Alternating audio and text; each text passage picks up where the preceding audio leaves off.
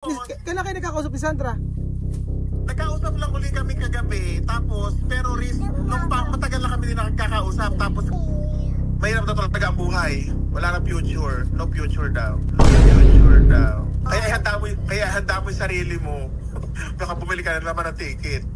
Nung nag-message sa akin kagabi ang mga kwan yan mga alas 12 ng gabi, ay tulog na ako sa bossing na ako. Bakit di naman sa akin sinabi, ano? Ano nangyari? Bakit tumatawag ka? Ha? Bakit ka tumatawag? Saan? Sa akin. Ayun nga, kasi bibita ko nga kasi si Sandra. Bakit? Anong nangyari? Edi sabi ko sa nag-message ka sa akin kanina eh. Kanina nag-message sa akin, Kuya Manolito. Nag-message sa akin si Sandra, sabi niya. Teka, kamusta muna dyan sa Saudi? Edi okay naman, eto, mamayagpag. Ay, mamayagpag. Bakit asa yung mga gold mo? Hindi ko nakikita.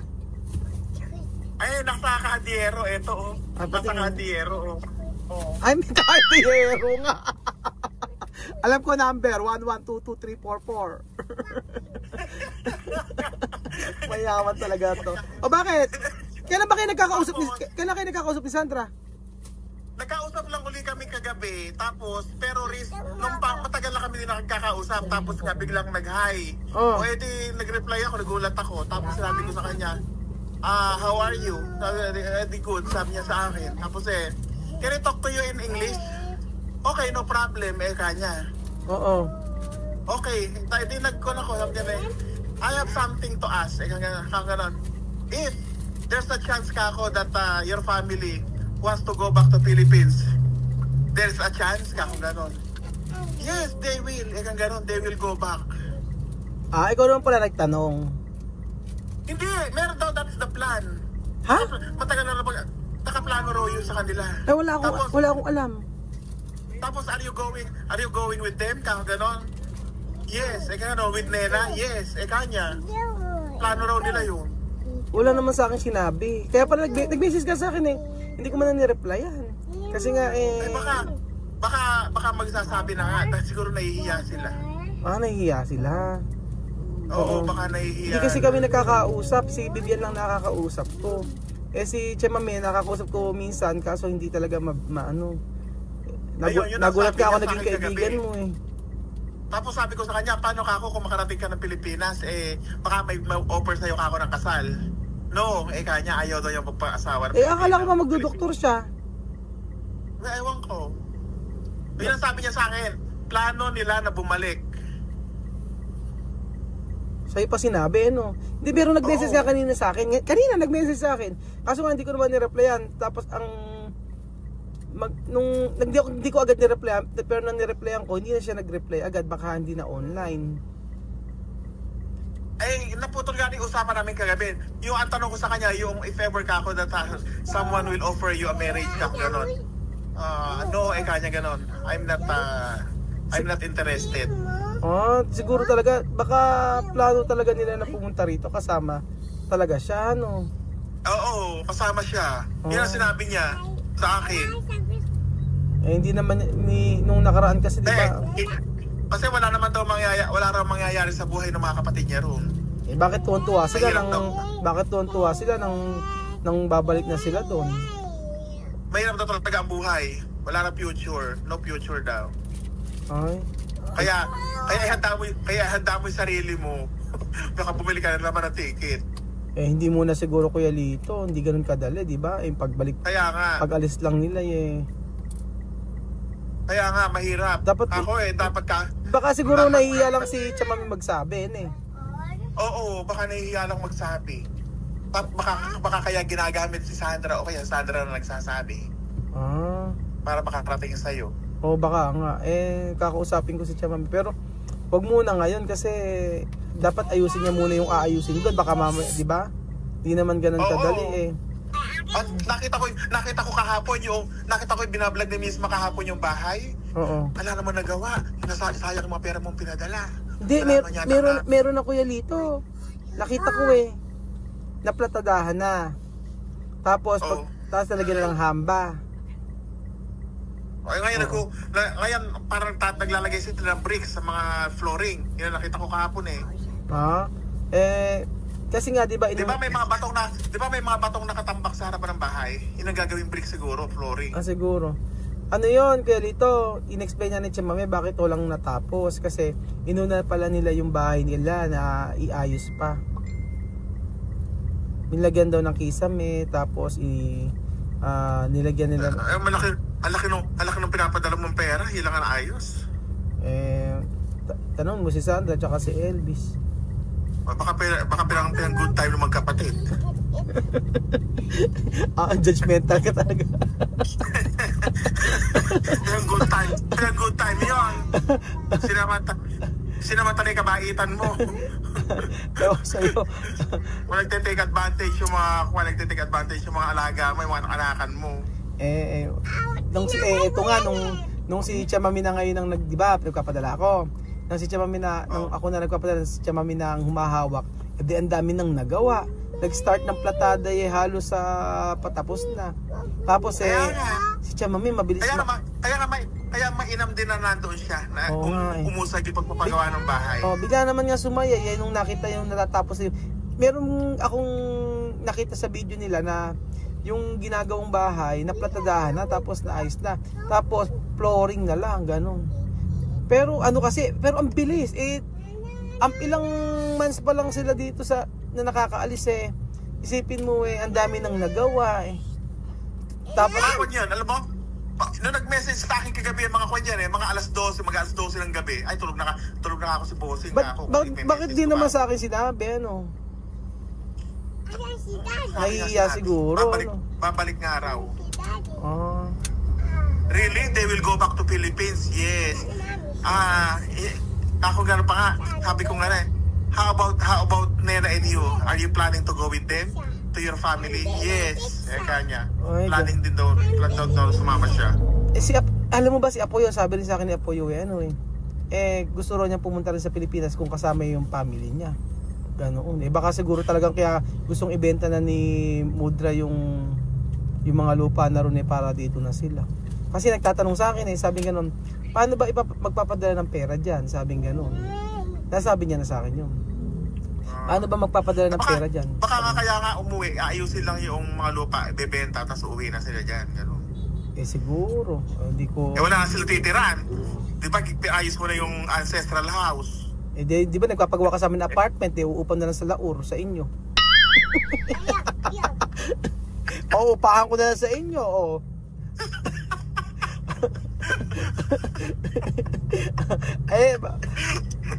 Nag-aaway na. Ano na? Nag-aaway na nga yung nagagalit ka yung uupa. Ba't nagbago ro yung isip ko na paupahin siya. Kaya nga mo na, hindi matatapos. Butang bilis matapos yung sa Laur nyo. Bahala ka. Pagkatapos yun, aabonohan ko muna. Pagka wala na akong maiabono, ibebenta ko na lang yung ibebenta ko yung nanay mo tsaka si Joy. Budang bilis kasi na magtrabaho Napakabilis nga kasi. Alam mo ba pinakamabilis sa inyo yung Laur tsaka Batangas? Sabi nga nag-message nga sa akin si nanay. Sabi ko, nagbago na raw ang isip ni Joy. Bakit? Hindi na raw magtitinda raw sa tindahan. Sinabi mo raw kasi na hindi makakabalik agad yung ROI kung gagamitin ni Joy yung pwesto. Hindi talaga. Mas maganda pa upahan nyo. Hindi raw makakabalik. Kaya ganon. Hindi naman ako ganon. Siyempre ka ako bibigyan ko rin. Siyempre kailangan din ka ako ni Joy na magnegosyo rin ka ako sa building para ka ako para ka ako nababantayan din ka ako. Hindi ka ako iiwanan. Sino ka ako babantayan nun? Ikaw ka aalis. Si Joy ka ako imamanage na doon ni Joy yun doon sa may 7-Eleven. Kuya Lito, matanong ko lang sa'yo, paano mo naging friend si Sandra? Noon pa kami nagkaroon ng nagkaadang kami noon pa. Pati si Patcha tsaka si Elvis. Hindi, wala. Si Sandra lang. Sandra lang. Sabi kasi ni Patcha meron daw siyang girlfriend na Pilipina, taga Laur daw.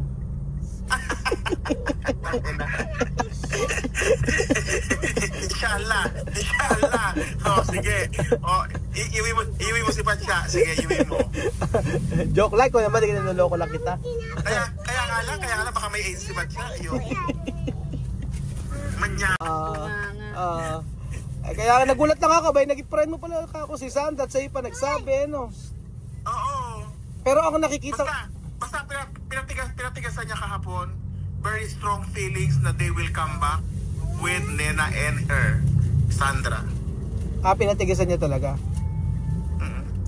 Ang alam ko kasi magdodoktor eh. Baka dito magdodoktor sa Pilipinas. That's the plan, kanya. That's the plan. Naku po. Pagganda nga, benta na lang ni Mudra yung ari-arian nila to. Mga ari-arian niya. Kaya pala nabanggit niya sa akin, sabi niya kasi, tatanong niya ako, Raul, saan ba pwede magpadala sa iyo? Ibigay mo sa akin yung mo, yung kung saan magpapadala para ibebenta ko yung lupa ko dito, tapos na kami titira habang buhay, sabing gano'n. Pero nabanggit niya before yun, nabanggit niya na sa akin. Kaya lang, hindi ko masyadong sineryoso kasi syempre siseryosohin mo ba naman yung gano'n ikaw, halimbawa sa edad mo, magpo-for good ka ba sa ibang bansa, di ba? Syempre sa Pilipinas pa rin andun yung family mo. Baka kasi hindi, if ever naman nakasama niya yung mga anak niya, siguro kaya okay lang sa kanya.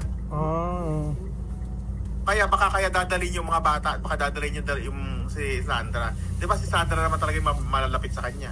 Oo, yun nga. Talaga yung kasi Sandra mag-aaral talaga. Kaya nga lang kasi, di ba? Kasi naniniwala siya sa mga suso. Dapat hindi niya ginagawa yun, di ba? Pati ba standang cookie? Galit na sa'yo? Ito naman, Diyos ko naman, bunga nga mo naman, medyo naka-vlog naman tayo. Wala kang ka-filter. Pati ba si Madam Cookie? Galit sa'yo? Huwag naman tanda. Mami ang tawag. Oo, gano'n, Mami. Ano na? Si Madam Cookie na sobrang yaman, pati ba siya nagagalit sa'yo? Ba't ba ko ini-interview? Basta nagagalit siya, yun na, tapos na. Kaya ano mo na lang, kasi hindi kami nagkakatagpo ni Sandra, tsaka ayoko nga masyadong replyan dahil nga, di ba, nakauwi naman na sila ano pa yung, ala naman na silang hindi, kumbaga, pagka nagtanong nila, sabi ko, hindi ko masyadong tanong mo na lang sa kanya, ikaw na magtanong, kasi hindi naman ako masyado nagre-reply. Ikaw talaga, kaibigan mo naman pala di ko na mag-ano. Doon ako sa kanya kukuha ng informasyon. Ako, chismoso ka talaga. Diyan ka na nga. Sige na, salamat. Saan ba kayo pupunta? Sa project. Ayun po mga amigo. Naku, nagulat naman ako sa sabi ni Kuya Lito. Si Kuya Lito po, siya po yung nagpapagawa sa atin ng commercial building dun po sa Melaor. Kahapon, paggising ko, kaninang maga, kahapon siya nag-message, maga ko na nabasa kasi tulog na ako. Masabi ba naman sa akin Ruel, mayroon ako sasabihin sa'yo na sinabi ni Sandra, sabing ganun. Yun nga, tapos ngayong hapon, tinatawagan ko, hindi siya sumasagot. Nakailang, tapos siya naman ang tumawag ngayon, nagkausap, gusto pala, yun pala ang plano nila, hindi ko naman alam yung plano nila. Kaya nga, pero kung tatanungin naman, si Vivian muna, ayoko munang intindihin na lahat sila dito pupunta. Si Vivian, okay na ako. At hindi ganun kadali yung di ba yung tinanggap ko na ngayon responsibilidad before na ang dami nila, 6 sila umuwi sila na mag-start ulit sa pasanimula. Hindi ganoon. Dapat nung time na nakikiusap ako na wag pa uwing 3 bata, dapat pinagbigyan niya, di ba? Tapos ngayon ang plano, pati si Sandra at si Nena ay pupunta rito.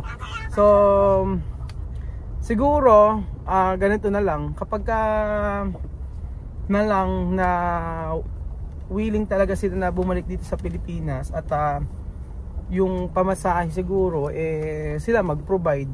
Kung ibebenta nila yung lupang nabili nila, i-provide nila. And then makakatulong din naman ako sa kanila kung if ever andito na sila. Kasi dapat may matutunan yung bawat isa. Hindi po pwede na oo lang ako ng oo. Ngayon si Vivian, okay lang sa akin, isa lang.